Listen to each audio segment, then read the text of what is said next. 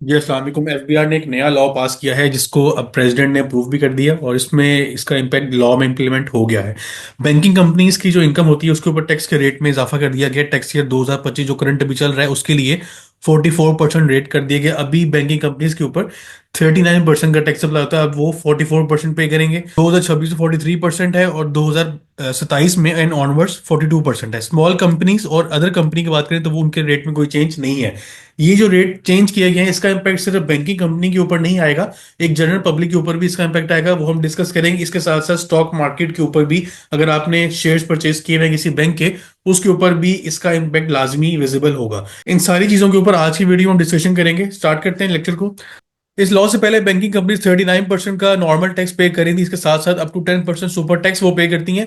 और एक और एडिशनल टैक्स लगा दिया गया था, इसके ऊपर हमने वीडियो में डिस्कशन भी की थी, जो कि था ADR tax, advance to deposit ratio. ज्यादा जो मसला बना है ये टैक्स रेट जो 5% इंक्रीज हुआ है, ये इसकी वजह से हुआ है। ये क्या बेसिकली था कि अगर बैंक्स की एडवांसेस टू डिपॉजिट रेशियो 50% से कम है तो उसके एडिशनल टैक्स देना पड़ेगा, जो कि 16% तक एक्सटेंड कर सकता है। अब आप इसमें अगर इसको ऐड कर लें, 39 प्लस 10, 49 प्लस 16, ये तकरीबन आपका 65% तक रेट चला जाता है इफेक्टिव। लेकिन कुछ बैंक्स नीचे भी फॉल करते हैं। एवरेज रेट अगर हम बात करें तो 55% तक एवरेज बैंक्स जो है वो टैक्स पे कर रहे थे पिछले 2-3 सालों से। और ये जो एडीआर टैक्स है ये 2022 ऑनवर्ड से इंप्लीमेंट हुआ था और इसको बैक डेट से इंप्लीमेंट किया है। 2023 में लॉ पास हुआ और इसको बैक डेट से इंप्लीमेंट किया गया और बैंक्स को कहा गया कि वो एडिशनल टैक्स पे करें।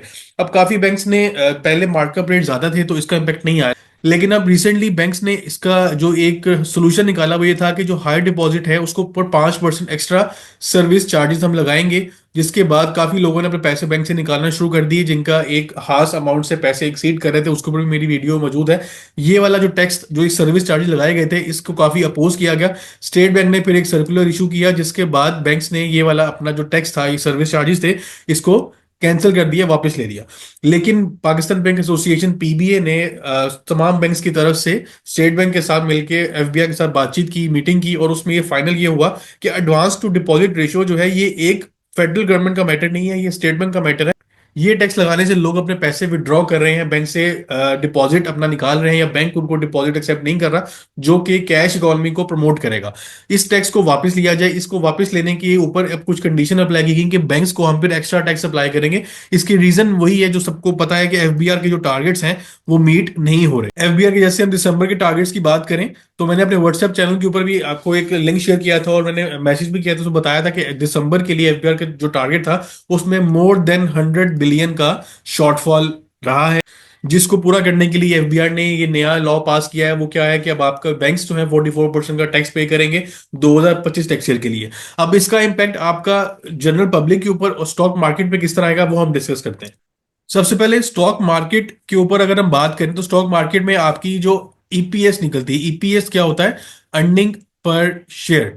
जो जिससे पता चलता है कि अगर आप एक शेयर में इन्वेस्टमेंट करते हैं तो आपको उससे कितनी अर्निंग हो सकती है, कंपनी की प्रॉफिटेबिलिटी क्या है। तो अर्निंग पर शेयर का मतलब होता है कि profit after tax, PAT, divided by number of shares जो उस कंपनी ने इशू किए हुए हैं, जो उसके स्टॉक एक्सचेंज में ट्रेड हो रहे हैं।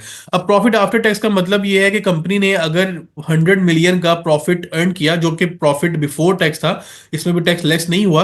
पुराना अगर हम क्राइटेरिया लेके चले तो इसमें 39 मिलियन का आपका टैक्स लेस होता है, बाकी आपकी अमाउंट बचती है अराउंड 61 मिलियन की, जो कि बनता है पैट।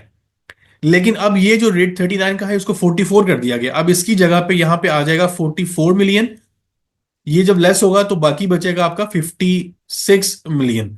तो यहाँ पे अराउंड अगर आप देखें तो 5 मिलियन का इंपैक्ट आया है, जो कि तकरीबन 10% बनता है टोटल ईपीएस पे इंपैक्ट। तो इसकी वजह से आपकी जो ईपीएस की जो रेशियो है, अर्निंग पर शेयर की जो अमाउंट है, वो आपकी डाउनवर्ड ट्रेंड पे जाएगी। जब डाउनवर्ड ट्रेंड पे जाएगी तो लोग शेयर में इन्वेस्टमेंट नहीं करेंगे, मार्केट में बैंक्स की जो शेयर की वैल्यू है वो नीचे आ जाएगी। दूसरा सिनेरियो इसमें क्या है कि बैंक्स जो है वो एक बिजनेस कंपनी है, बिजनेस अर्न करती है, वो एनजीओ नहीं चला रहे कि उन्होंने अपने प्रॉफिट के ऊपर नजर नहीं रखनी, जो गवर्नमेंट टैक्स लगाएगी उसको उससे बेयर करना है।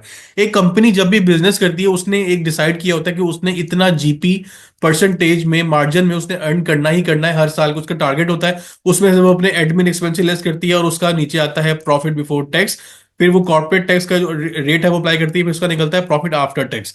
यहाँ पे ऊपर आपकी कॉस्ट ऑफ सेल और सेल वगैरह जो सर्विसेज है उसके अंदर कॉस्ट ऑफ सेल तो नहीं होती, सर्विसेज होती है, रेवेन्यू आपका वही होता है जो कंपनी, यहाँ पे बैंकिंग कंपनी की बात करें तो ये मार्कअप इसके ऊपर इनकम आ रही होती है। ठीक है, अब यहाँ पे बैंक ने अगर डिसाइड किया कि उसने 15% का नेट जीपी जो है वो हर साल मेंटेन करना है, अब यहाँ पे अगर आकर नया टैक्स लगे तो उसकी वजह से इसका जीपी अगर नीचे आ गया, अगर हम बात करें तो ये 10% पे आ गया, अज्यूम करते हैं कि नया टैक्स लगने से जीपी नीचे आ गया एवरेज बैंकिंग इंडस्ट्री का, तो इसको वो खुद से बेयर नहीं करेंगे, वो इसका इम्पैक्ट जो है वो नीचे पास ऑन करेंगे जनरल पब्लिक में, कि हमें 5% का नुकसान हो रहा है, हमारा प्रॉफिट कम हो रहा है, तो जनरल पब्लिक को इसका हम इम्पैक्ट ट्रांसफर करेंगे। वो कैसे करेंगे? बैंक जो है वो दो तरह की इनकम अर्न कर रहा होता है, एक होती है फंडेड इनकम और एक होती है non funded income. Funded income वो होती है जो बैंक एडवांसेस देता है या लोन्स देता है, उस पर मार्कअप चार्ज करता है। मार्कअप जो है वो एक मार्केट ड्रिवन एक है, बैंक हर बैंक अपनी मर्जी से मार्कअप रेट चार्ज नहीं करता, जो मार्केट में इंटरेस्ट रेट चल रहा होता है काइबर के अकॉर्डिंगली बैंक उसको अपना स्प्रेड रखता है और वो चार्ज करता है, इसको वो चेंज नहीं कर सकता।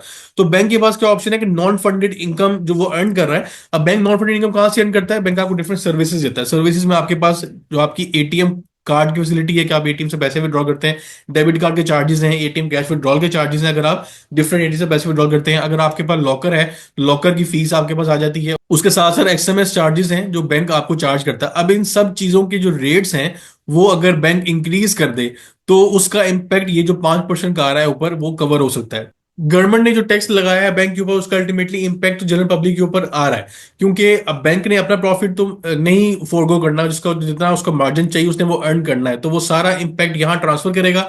और एक इन्फ्लेशन फैक्टर या जो भी आप इसमें कहेंगे जो टैक्स का जो बर्डन है वो फिर आम आवाम के ऊपर ही आएगा अल्टीमेटली। तो अगर आपका किसी भी बैंक में अकाउंट आप मेंटेन कर रहे हैं तो आप ये एक्सपेक्ट करेंगे अगले एक दो माह में या क्वार्टर के अंदर आपको जो स्केड्यूल ऑफ चार्जेस मिलता है बैंक का वो रिवाइज हो जाएगी, इसमें इन सब चीजों की या और जो सर्विसेज आप ले रहे हैं उनके रेट्स को रिवाइज कर दिया जाएगा ताकि बैंक इस टैक्स को अपने प्रॉफिटेबिलिटी के ऊपर इम्पैक्ट से बचा सके। इंशाल्लाह नेक्स्ट वीडियो में नए टॉपिक के ऊपर डिस्कशन होगी। अपने ख्याल रखिएगा, अल्लाह हाफिज। मैंने अपने व्हाट्सएप पे चैनल बनाया है सीए पैकेज शेख के नाम से, इसमें जितनी भी रीसेंट अपडेट्स हैं वो आपको एक्सक्लूसिवली यहाँ पे अवेलेबल होंगी, रियल टाइम पे आपसे शेयर की जाएंगी। उसके बाद वीडियो में जो भी मैं डिस्कशन करता हूँ उसको मैं पहले ही ग्रुप में बता दूंगा इंशाल्लाह कि जो आज हम डिस्कशन करेंगे वो किस टॉपिक के ऊपर होगी।